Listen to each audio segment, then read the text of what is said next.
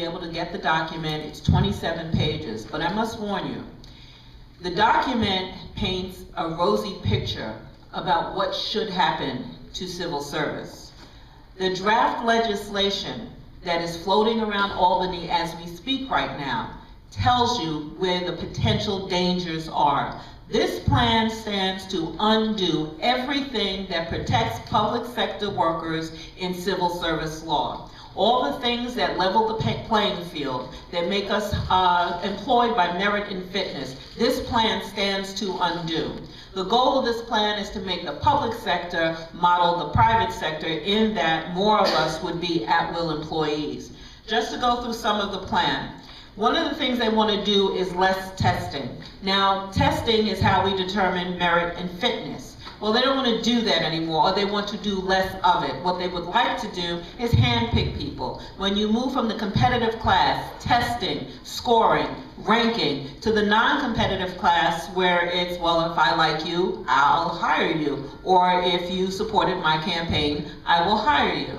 When you move from that system, the competitive system, to the non-competitive system, the public is at risk because they don't have employees that have demonstrated they're qualified by doing the job on a fair test. They want longer probations. Longer probation simply has people in at-will status for a longer period of time.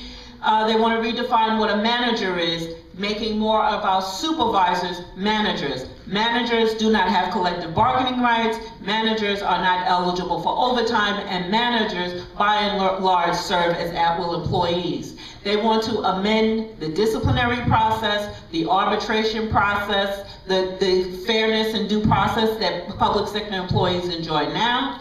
And the largest part, where the state legislators can weigh in right now, is that the city wants to remove themselves from the jurisdiction of the State Civil Service Commission.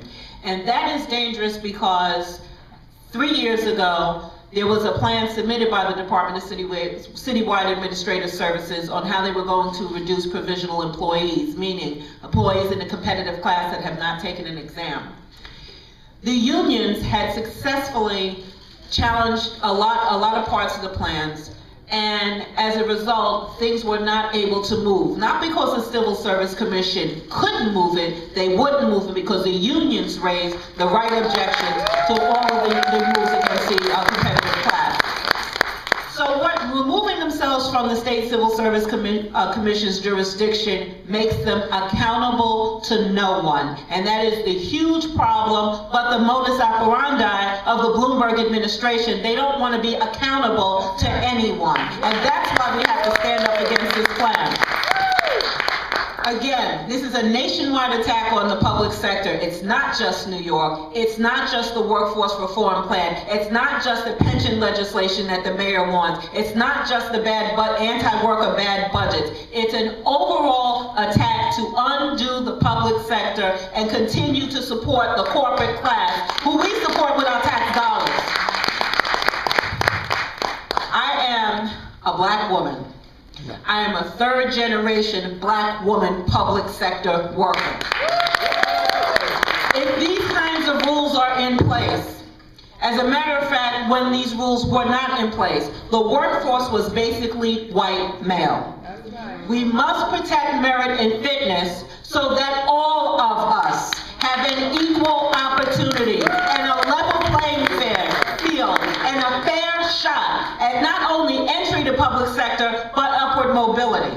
This plan will lend itself to cronyism, corruption, and we've been through the corruption. Anybody remember Donald Manis and Ed Koch? Ed Koch that wants to change the city? Ed Koch was running a talent bank in his basement with was nothing but appointments through cronyism. I'm getting worked up, I'm gonna bring it down a little.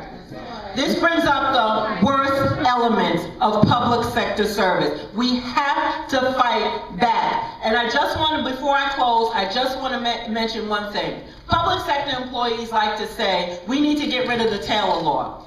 We have to understand what's in the Taylor Law, because we usually are referring to the right to strike. Well, the Taylor Law has other things in there that the Bloomberg administration wants to take out, like our right to bargain collectively, like our right to protection when we go into disciplinary hearings, and the Triborough Amendment, which allows when contracts lapse, for us to be covered by the rights and benefits we have under contract till the new contract gets negotiated. Now, those of y'all that have transfer clauses in your contract, can you imagine if the contract lapsed and you were no longer covered by those protections till the new contract? You couldn't get to your new work sites fast enough. They would punish all activists. They would punish all people that they don't consider right for public sector employment. So we have to know what protects us.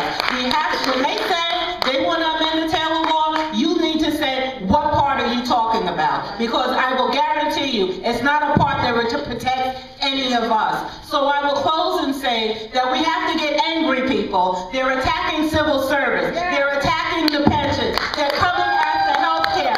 When do we do what Wisconsin did?